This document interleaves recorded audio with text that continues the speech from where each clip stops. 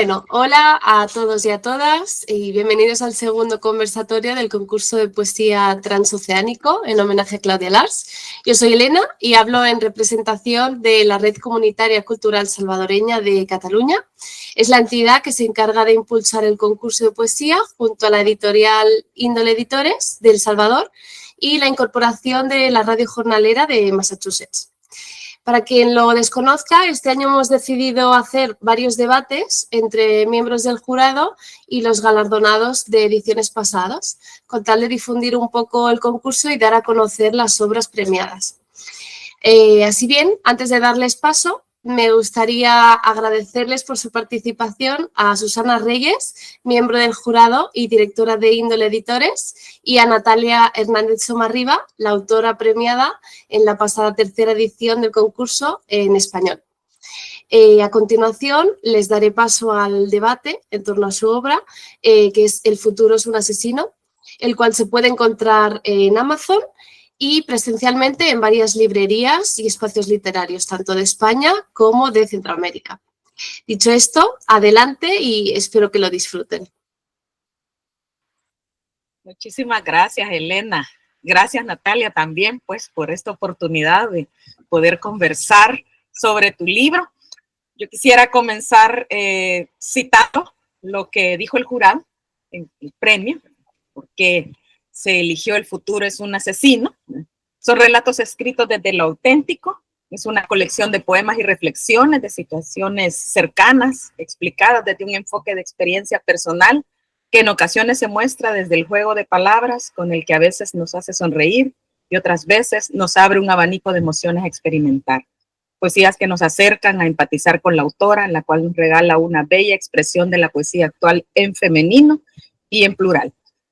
Así que creo que estas son unas palabras con las que concluimos con todo el equipo, tanto del jurado como el equipo organizador del premio, ¿verdad? Para considerar tu libro, Natalia, como el seleccionado. Creo que en tu caso, ¿verdad? Me gustaría que comenzaras tal vez comentándonos, ¿verdad? Un poquito desde tu propia perspectiva, ¿verdad? ¿Quién es Natalia? ¿Cómo ha transitado en este camino de la poesía, que no es breve, ¿verdad? El currículum de Natalia es extenso, no solo es poeta, ¿verdad? Pero me gustaría que nos dijeras en breves palabras para iniciar, para presentarte con quienes nos están sintonizando. ¿Quién es Natalia Hernández? Bueno, muchas gracias Susana por la lectura y por la pregunta. Bueno, yo me identifico como una escritora, también me identifico como una persona que pues nació en Nicaragua y aunque no me identifico como una persona nacionalista, definitivamente de ahí vengo y de eso tengo mucho, de Centroamérica y en especial. También soy una lectora, me encanta leer desde siempre y he trabajado mucho en el ámbito cultural porque siempre me ha gustado, bueno, el arte, la cultura, el cine en general. Y últimamente me he dado cuenta que también me gusta enseñar. Entonces también me gusta aprender y me gusta enseñar. Así que también trabajo a veces de eso. Sí. Y bueno, respecto al concurso y a pues, mi participación en la literatura, pues básicamente tengo bastante tiempo escribiendo, ¿no?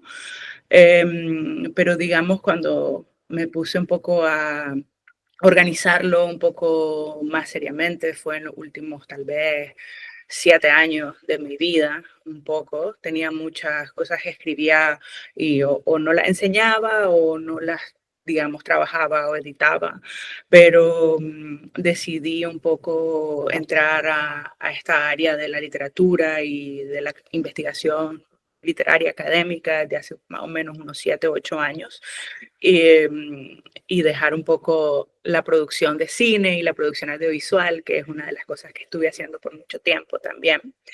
Y ya me puse a organizar, comencé, ¿no?, a estudiar un poco escritura creativa en la Universidad de Iowa y de hecho entré a la universidad como o sea, como postulándome como poeta con algunos de los poemas que están en este libro, pero en una versión antigua, digamos. Pero ya te des rato, o sea, cercana a la poesía, a pesar de que tu trabajo de pronto se haya enfocado más con el tema audiovisual, porque fuiste parte de este grupo de noventeros, ¿verdad? Trabajaron en Literatosis, esta revista muy interesante, ¿verdad? De esta generación de nicaragüenses. Bueno, Nicaragua, sabemos, pues siempre que uno piensa en Nicaragua, piensa en poeta, ¿verdad? Y la tradición poética de Nicaragua es fuerte también. De pronto ya te voy a ir preguntando eso también, cómo ha pesado, ha sopesado Natalia ese asunto antes de llegar a la poesía, cómo se siente ser una nicaragüense con una tradición tan fuerte en la poesía. Y eso, nos comentabas ahorita en tu presentación, decidir llegar a trabajar sobre la poesía. ¿Desde dónde creemos que te ubicas en esa decisión de poeta, además, habiéndola conocido desde hace mucho tiempo, pues no sos primeriza, diría? Sí, creo que de verdad, o sea, a mí me nació por una cuestión no racional en lo más mínimo, es decir, si fue algo que yo sentí que quería hacer, que quería escribir y comencé a escribir. Y creo que tenía que ver un poco con este momento en la vida que uno está comenzando a ser adulto, ¿no? Y como que comenzar a buscar tu identidad, qué te define, qué es lo que te gusta, las personas con las que te sentís identificada también al mismo tiempo. Y justo, pues todo eso coincidió para mí en la literatura con otras personas que en ese momento, pues, estaban en lo mismo, digamos, y era algo muy empírico. Sin embargo, sí había una cuestión, digamos, metódica en el sentido de leer, ¿no? Escribir y leer, ¿no? Entre nosotros, con Literatosis, que sí hacíamos eso, sí hacíamos esa parte como de tallereo, ¿no? Empírico, no necesariamente teníamos técnicas específicas o lo que sea, pero sí lo hacíamos.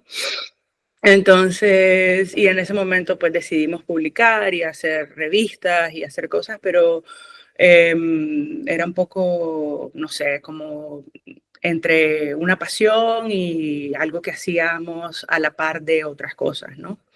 Y luego, cuando comencé a hacer un poco más, que ya tenía que pagar mis cuentas y ser más adulta, entonces comencé a trabajar más, ahí fue que me alejé un poco nuevamente de la literatura desde el ámbito público, pero en el ámbito privado siempre continué escribiendo.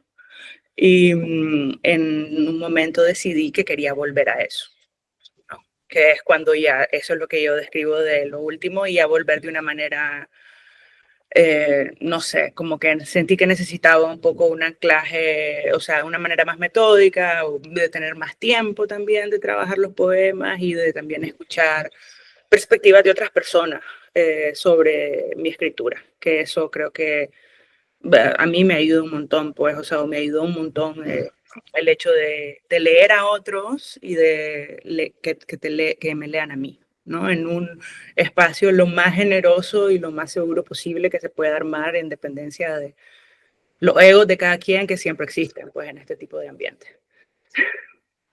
Alerta de spoiler, como dicen, el libro creo que también nos dice eso, ¿verdad? Leyendo los poemas, creo que uno puede de alguna forma entender lo que nos está explicando, ¿verdad? Esa transición de la poeta desde su voz poética también, ¿verdad? Y por esos momentos, por esos espacios, por esas pinceladas de la vida, pues a lo largo de todo este tiempo. ¿Cómo te ha influido entonces, ¿verdad? Pensando que siempre yo creo que el poeta en general empieza así, ¿verdad? Por ese germen muy personal, muy íntimo, muy esa necesidad de yo debo vaciar estas cosas. Algunos entramos en los procesos formativos, ahí pues profesionales, diríamos, de la escritura y todo esto. ¿Cómo te permitió en tu caso, verdad? Escribir al principio, ¿verdad? Con todo lo que nos está explicando, luego entrar al programa de escritura creativa y qué descubriste en vos, digamos, cómo esto funcionó para Natalia, más bien esta cuestión más vital, diríamos, más que académica o esto de la formación, sino que cómo te permite a vos observar tu propia poesía. Bueno, me permite contextualizarme, en definitiva, porque todos venimos pues, de un contexto, ¿no? Diferente. Me permite también entender un poco, al estudiar un poco el contexto de Nicaragua o el contexto en Centroamérica y compararlo con otros países del continente, digamos, porque o sea, el idioma en el que escribíamos era el español o el castellano. Encontrar similitudes grandes, encontrar también diferencias en cómo se define o cómo se describe qué es la poesía, qué tipo de poesía funciona, saber también un poco, no qué funciona, sino por qué algo te gusta, ¿no? Por qué algo te gusta leer a ese poeta, o qué es lo que te gusta de eso, o qué es lo que no te gusta, y tratar de definirlo un poco más en abstracto, pero también en la práctica, ¿no? Un poco eso. Y creo que también me hizo como sentirme mucho más cómoda con escribir narrativa, porque no era algo que yo hacía tanto, digamos, escribir narrativa, pero es algo que me gusta hacer. Y como pensar en proyectos en narrativos también, y también un poco entender que la fluctuación entre el género, de la prosa, de la poesía, es, no sé, bastante, es decir, está bien también moverse entre una cosa y la otra, o entender que la hibridez a mí es algo que me gusta un montón. Entonces, como saber que por ahí me puedo ir pensando en un proyecto, incluso de poesía, puede ser narrativa y poesía y ese tipo de cosas, pues.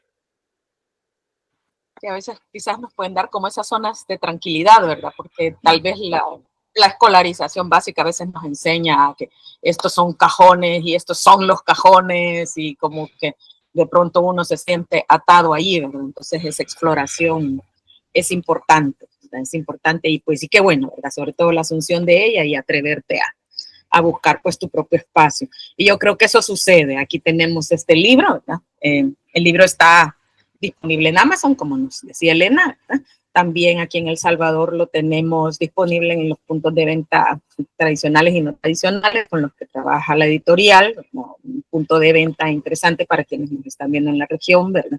Es la librería de la UCA, que también tiene envíos postales, ¿verdad? Puede llegar el libro físico a cualquier lugar del mundo, ¿verdad? Aunque sabemos que en algunos lugares puede salir muy caro, por eso tenemos la opción de Amazon, pero probablemente en Centroamérica esa sea una bonita opción para que ustedes se acerquen al libro de Natalia, y yo quiero pues hablar de eso. Saben que una de las cosas que me encantó, estábamos preparando el libro y la edición, era que dije, esto es tan rotundo, tan contundente, aquí no hay mentira. Tan devastador como pues sí es cierto, el futuro es un asesino. Todos en el futuro no estamos de alguna manera, ¿verdad? No se trata tanto de que el futuro nos asesine el libro, por supuesto, ¿verdad? Pero sí quizás de esa contundencia, ¿verdad? De tener certeza sobre nuestros pasos y sobre todo hacia dónde vamos, ¿verdad? Y el libro tiene 4 partes, me gustaría que entráramos a ello, mi querida Natalia, ¿verdad? Y tenemos el del Día de los Muertos, es el primer momento, ¿verdad? La danza del deshacer, Little Woman, y el futuro es un asesino, que le da título al libro, ¿verdad? Entonces, en cada una de estas partes podemos descubrir también eso que nos comentaba, ¿verdad? Tu espacio, tu ser en ese espacio, que es Nicaragua primero. El Día de Muertos, por ejemplo, si hablamos de esta parte en la que me gustaría que nos compartieras 1 o 2 poemas después de que nos comentes, todos estamos quizás ahora más acostumbrados a la celebración, al ritual del Día de Muertos mexicano, ¿verdad? Que de alguna forma es muy alegre, es muy vivo, es otra cosa, pero quizás en Centroamérica es diferente. Yo creo que tus poemas nos permiten eso, ¿verdad? Nos permiten acercarnos a qué pasa, ¿verdad? Con nuestros muertos, ¿verdad? Además, la muerte es una compañía cotidiana, que es así, porque así es la vida, ¿verdad? Pero tristemente en nuestros países la compañía de la muerte es muy diversa y en muchos casos siempre dolorosa, por supuesto, ¿verdad? Pero no del dolor de saber que estamos despachando a un ser querido que por cumplir un ciclo se va, ¿verdad? Y que eso diríamos es natural, debería ser absolutamente natural que los que los niños pudiéramos despachar a nuestros bisabuelos, ¿verdad? Esos rituales que también perdimos, ¿no? En el siglo pasado, ¿verdad? Pero que para el caso de Centroamérica tan sangrienta, ¿verdad? También en el siglo pasado, ¿verdad? Nos ha enseñado esa cotidianidad de la muerte con otros rostros, ¿verdad? ¿Cómo podrías comentarnos desde el Día de Muertos de Natalia, ¿verdad? Antes de compartirnos un par de poemas, por favor.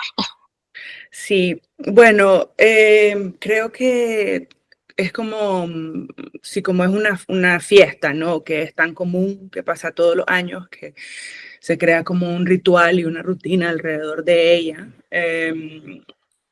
que se celebra distinto en distintos lugares del país, porque pues después hablando con otra gente de ese tipo de celebraciones, también hay algunos lugares en Nicaragua que se celebra comiendo en el cementerio, parecido un poco a la celebración de México. Pero mi recuerdo era más que todo, o sea, ese poema, digamos, evoca un poco como la memoria desde la niñez o desde la adolescencia, como estar escuchando a mis abuelos, las cosas que ellos tienen y deben de hacer en este tipo de días y este tipo de rituales, o sea, que siempre hay ciertas no como tradiciones, pero también hay como ciertas obligaciones, ¿no? Con este tipo de rituales, y es como eso se vuelve parte de la vida cotidiana. Y es un poco sobre eso este poema, y creo que hay un par de otros, hay otro poema ahí que también habla de la muerte, y creo que sí que tiene que ver con esa despedida que todos tenemos que hacer. En mi caso fue pues con mis abuelos o con sus padres, los padres de mis abuelos, pues también, que fue como la primera experiencia que tuve yo con eso, digamos, bastante fuerte o cercana, ¿no? Entonces creo que también tiene un poco de eso, ¿no? Un poco de nostalgia de las personas. Creo que para nosotros y quizás nosotras, las mujeres, ¿verdad? Las memorias de las abuelas, claro, hay excepciones, por supuesto, ¿verdad? Pero las memorias de las abuelas son tremendamente fuertes, ¿verdad? Importantes, a veces más importantes que las memorias de las madres, ¿verdad? Porque somos sociedades donde los abuelos crían a los nietos, ¿verdad? Que están a cargo total, en mi caso, por ejemplo, ¿verdad? Fue mi abuela quien me crió totalmente, ¿verdad? De ella yo bebí, pues incluso el imaginario nicaragüense que te comentaba antes de comenzar a grabar, ¿verdad? Porque ella vivió ahí mucho tiempo, entonces yo bebía de la memoria de ella, ¿verdad? Más que de la memoria de mi madre, ¿verdad? Que estaba a cargo de sostener el hogar, y en los matriarcados estos, donde se está a cargo de todo, ¿verdad? Que no es que se tenga poder, es que se tienen todas las cargas, ¿verdad? Entonces, creo que eso también lo podemos notar, ¿verdad? Desde tu poesía. Me encantaría que nos compartieras ese poema, por favor, Natalia. El del Día de los Muertos. Sí, ok. Del Día de los Muertos. Mi abuelo ve las tumbas del cementerio occidental y lleva flores a su papá el 1 de noviembre, porque dice que el 2 se pone muy lleno. Cuenta de la historia de Nicaragua y de sus expresidentes, y de la tumba de René Schick, que no tiene placa. Luego manda a un trabajador a ponerle una. Se agradece a sí mismo el favor y me deja esta historia para la placa familiar. Gracias. También es interesante en esta sección tu poema de Cerro Negro, ¿no? Yo creo que también nos vincula ahí con la naturaleza. Y bueno, y luego la naturaleza cómo actúa sobre nosotros, ¿verdad? Un territorio que continuamente está a merced, y sobre todo de los volcanes, ¿verdad? Los terremotos y esto. Y en el caso de Nicaragua sabemos, ¿verdad? La memoria del terremoto que marcó para siempre, ¿verdad? La ciudad, pero que siempre está ahí, ¿verdad? Esa huella, y convivimos con ella. Me gustaría que compartieras ese poema. Sí, claro. Bueno, aquí está. Cerro Negro. Hubo una erupción, una de tantas. Somos parte del cinturón del fuego. Llegamos a las faldas del volcán y anocheció. La lava brillante ardía. El polvo mezclado con viento, mezclado con hambre, el miedo. Volvimos a medianoche. Llegamos a una fritanga en una plaza llena de fritangas. El placer de comer con las manos sucias, luego de haber visto el fuego. Me sentí grande, tenía 10. Años después, en un documental, volví a esa plaza. Los 90 en Managua eran áridos. la carpa de circo en pedazos, los buses Mercedes-Benz color naranja y un monociclo revolucionario con demasiados dueños.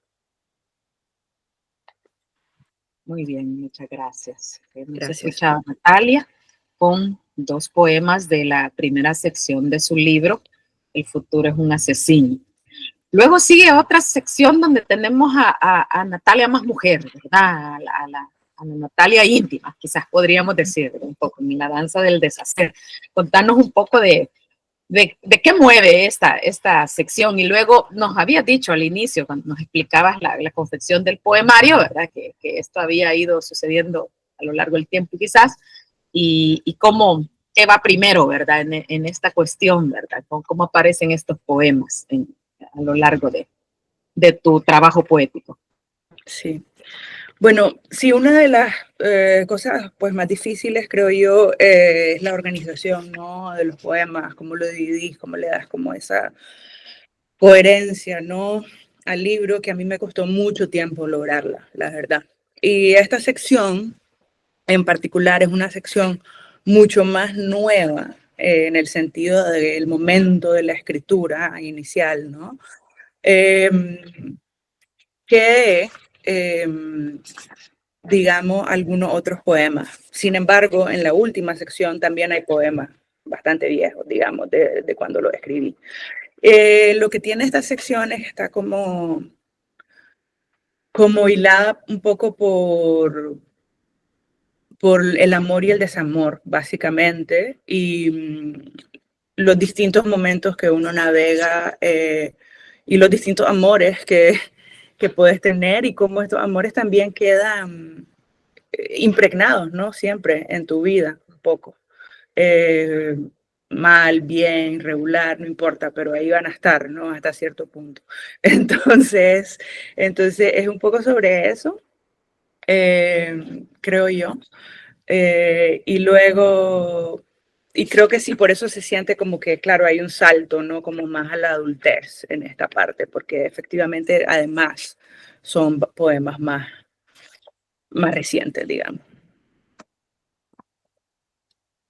Compartirnos un par quizás de esos poemas. Sí. Vamos, puedo leer 3 que son como no sé, una trilogía de guerras. Este se llama American Civil War. Yo, tan Emily Dickinson, vos, tan Ashley Wilkes, nunca iba a funcionar. Guerra Civil Española. Había un póster del Guernica en casa. Por ser un símbolo del siglo XX, me pareció apropiado quitarlo cuando te fuiste. Guerra de Vietnam. No me gusta el olor a napalm en la mañana. Por eso quemé palo santo a diario, también cuando te fuiste. Muy bien. Me dejó la canción El amor es un campo de batalla. Muy bien, sí. Claro. Bueno, pues es eso, ¿verdad? También. Luego tenemos otra sección donde también nos acercamos a una Natalia, a Natalia diría yo, más personal, más íntima, quizás más confesional, ¿verdad? Que también va, igual que esta trilogía que nos acabas de compartir, utilizando grandes símbolos, grandes momentos o cuestiones que quizás todos compartimos en el imaginario o muchos compartimos en el imaginario y que vos los retomás para decirnos algo desde la profundidad de tu ser y que es Little Woman, ¿verdad? En Little Woman tenemos pocos poemas, diríamos, en comparación con las otras secciones, pero que nos dicen mucho, diría yo, de la Natalia que nos escribe, ¿verdad? Incluida en su voz poética. ¿Cuál elegirías para compartirnos y qué nos dirías de ese que elegís? Sí, hay 3 poemas que es un poco un diálogo, como creo que el tema de esta sección es que tiene que ver un poco con la división impuesta que existe de cómo debemos ser los hombres y cómo debemos ser las mujeres y que no existe nada más que eso, que no creo en eso, pero básicamente es algo que afecta, ¿no? A los hombres, a las mujeres, a todas las personas que no se consideran ni hombres ni mujeres, también les afecta esto. Y creo que trato de hacerlo desde un lugar muy íntimo, muy personal, pero también dialogando con otras, con la cultura popular, por un lado, y dialogando con el arte, ¿no? Por otro lado, porque, bueno, no sé, así soy, o sea, me gustan las dos cosas. Entonces hay unos que son sobre Ana Mendieta o sobre obras de Ana Mendieta, que me parece pues una artista, no sé, muy importante en la historia del arte, del performance y en general, y me gusta un montón, ¿no? Ella. Y este se llama Earth Body 1972-85. Supongamos podés morir y nacer varias veces, 200 veces. Podés morir y nacer en varios países, 200 países. Supongamos sos mujer con bigotes de otro, mujer plumas de gallina, mujer corazón de vaca, mujer árbol, mujer río, mujer lama, mujer fuego, mujer hongo, mujer nieve, mujer piedra, mujer diablo, tropicana. Y bueno, este es un poema un poco corto, pero creo que encierra un poco la discusión que tengo en esa sección. Tal cual, ¿verdad? Sí, claro, qué hacer frente a todas las etiquetas, ¿no? Exacto. Qué hacer con las imposiciones, que es lo peor, ¿verdad? Donde te dicen, es que así debes pensar porque esa es la forma correcta. Pues no, pues no, la divergencia está también todo lo interesante de la vida. Y bueno, la última parte del poemario, donde tenemos esa contundente afirmación, ¿verdad? Que le da título al libro, ¿verdad? El futuro es un asesino, no hay mentira en eso, lo sabemos, pero ¿cómo lo asume la voz poética de Natalia, esta idea de el futuro es un asesino? ¿Hasta dónde se proyecta esa voz y cómo también se lanza, ¿no? Porque es así, ¿verdad? Desde la experiencia, de la memoria, desde el pasado, ¿verdad?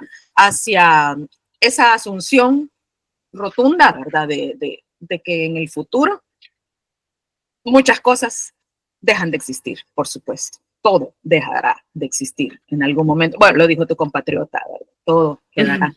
Pues, lo voy a mal citar, mejor que lo hago, ¿verdad? En ese hermoso poema de Joaquín Paso, de Canto de Guerra de las Cosas, ese cierre tan rotundo a propósito de eso, ¿verdad?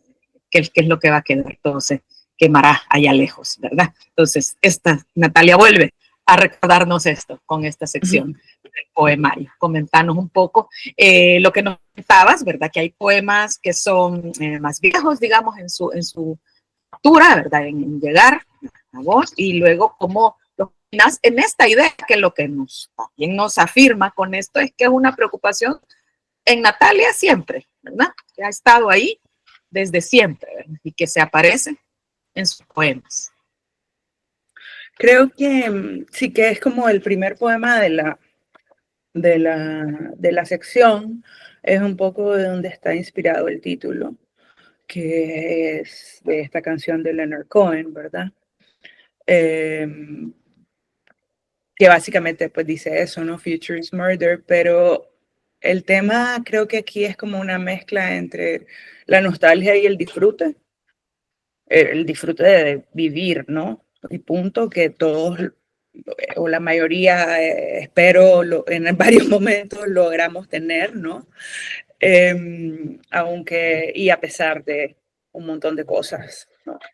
Y en medio de un montón de cosas. Y un poco una especie de nostalgia que hay a veces como histórica o como momentos pasados o como de cosas que no sé por qué yo, o sea, creo que tal vez yo sentí en algún momento, pero creo que es como una cuestión, no sé, que tiene que ver con crecer en la posguerra, que te da como una serie de nostalgias por cosas que no sabes cómo eran, pero como que existen ahí, o por el hecho de vivir en una ciudad con tantos escombros, hasta muchos años después del terremoto también se sentía como una cosa ahí, como una nostalgia, ¿no? En esos escombros. que no te podía sacar hasta cierto punto.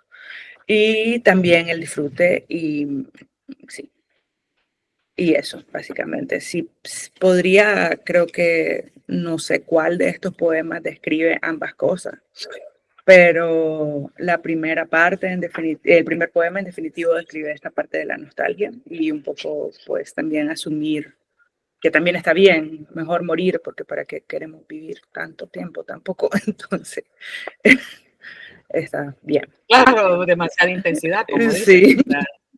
Sí, creo que en el fondo, aunque le tememos a la muerte, hay Sí. muchas teorías sobre eso, en qué se basa el temor que tiene la especie a la muerte, ¿verdad?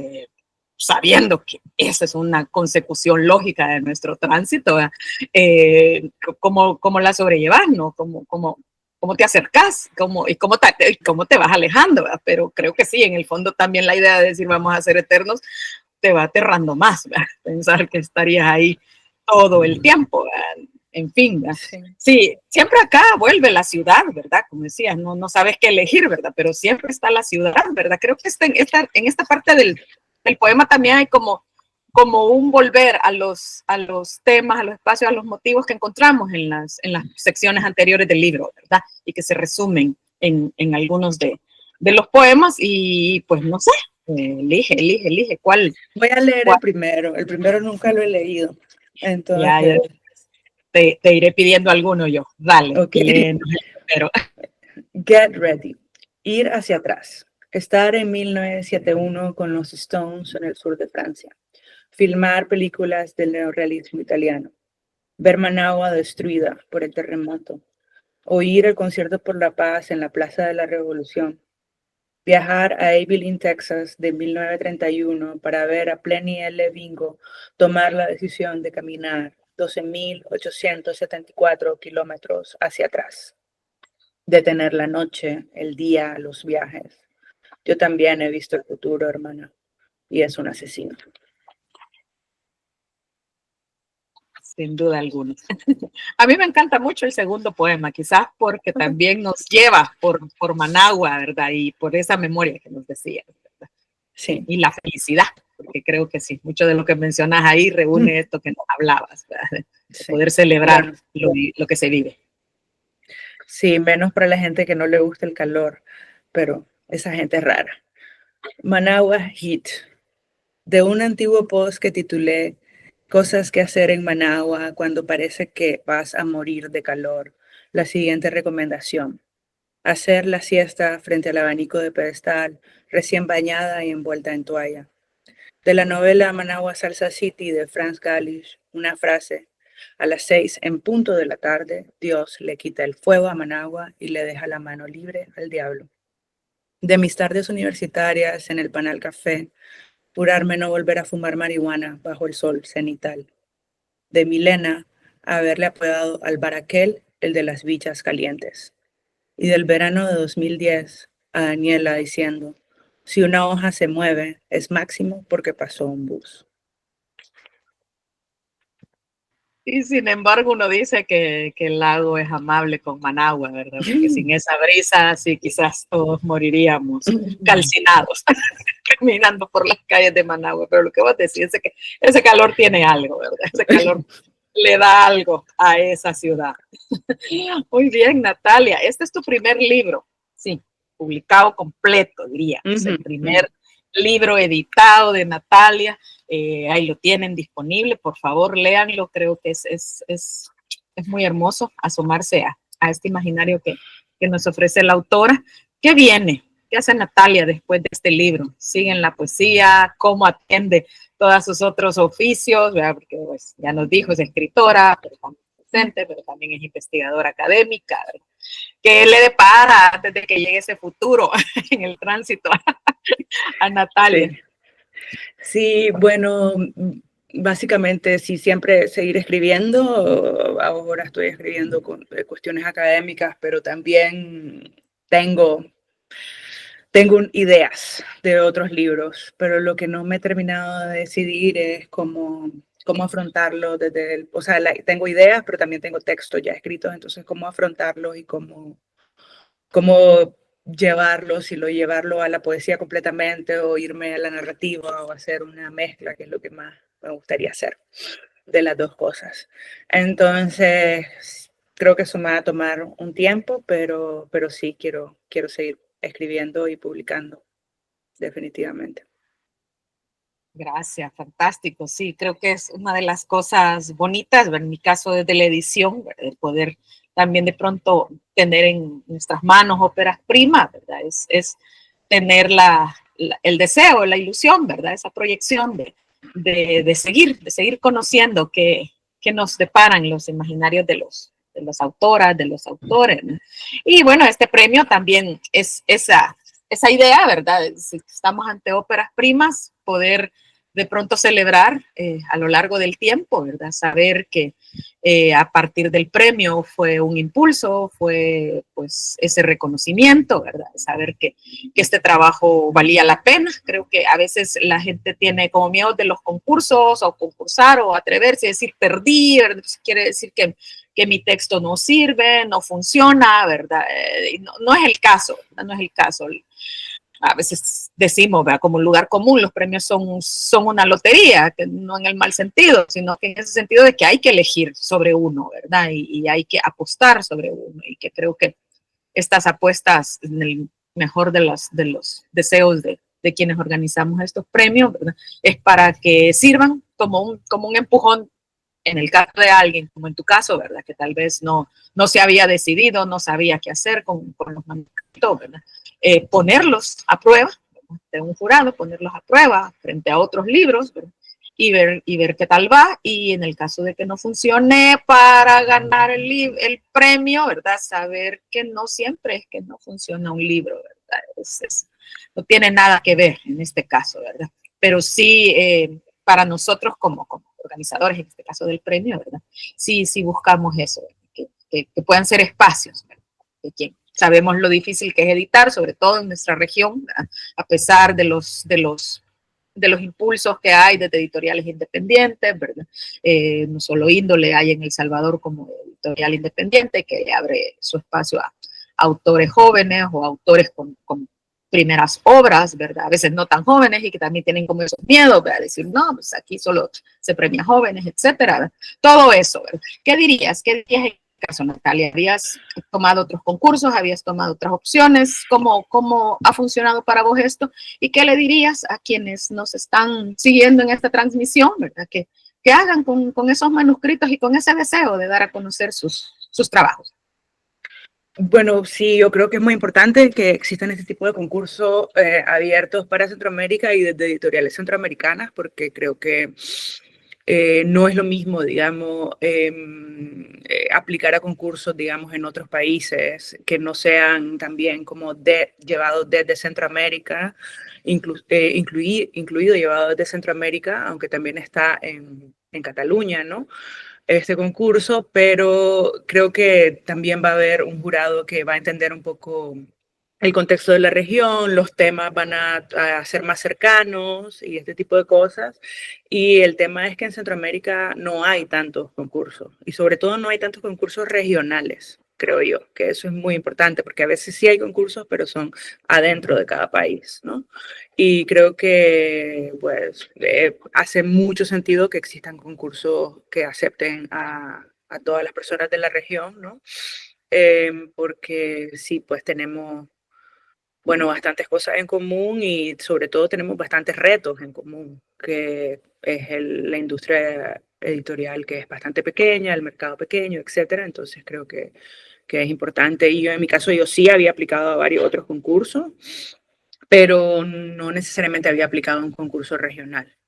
Entonces creo que por ahí o sea, animo a los escritores centroamericanos definitivamente a participar en este concurso, en esta edición o en la otra también. Puede ser que a veces uno necesita un poquito más de tiempo, ¿no? Con el texto, con el libro, pero también está bien animarse y reconsiderar en algún momento. Enviar. Sí, gracias Natalia. Sí, exacto, ya se nos vuelve a conectar Elena, que ha estado aquí, por supuesto, ¿verdad? Y me gustaría devolverte la palabra, Elena, para que entonces nos hablaras de nuevo del concurso, de este impulso, que cómo va cada vez incluso expandiéndose, ¿verdad? Y que tenemos nuevo aliado, ¿verdad? Pero que también por peticiones, que la gente nos dice, ¿qué pasa con la otra diáspora, ¿verdad? O la verdadera diáspora, quizás a la que nosotros le ponemos más atención, que es la gente que está en el norte, pues, específicamente en Estados Unidos, ¿verdad? Que si queremos concursar y no se puede, ¿verdad? Entonces, contanos, Elena, cómo va todo este trabajo de Huacal, ¿verdad? Para permitir todo eso. Y gracias, Natalia, gracias por todas tus palabras y por haber compartido tu libro. Gracias a vos, Susana.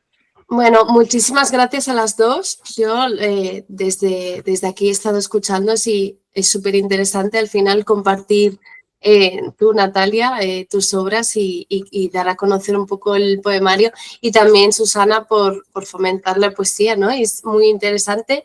Y desde aquí, pues nada, simplemente mencionar que cada edición intentamos mejorar un poco para llegar cada vez a más posibles concursantes, ¿no? y fomentar cada vez más la poesía.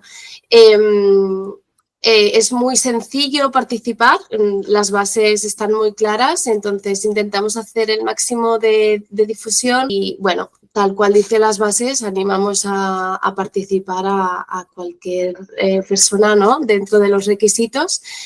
Y nada, muchísimas gracias. Este vídeo va a estar publicado en el canal de YouTube de la Escuela Casa Más Guapa, lo publicaremos en nuestras redes de la red y haremos difusión para que llegue a más personas, y tanto en esta edición como en las próximas, pues que cada vez vaya creciendo. Entonces, nada, se me escucha, ¿no? Sí. Muchísimas gracias y concluimos este debate.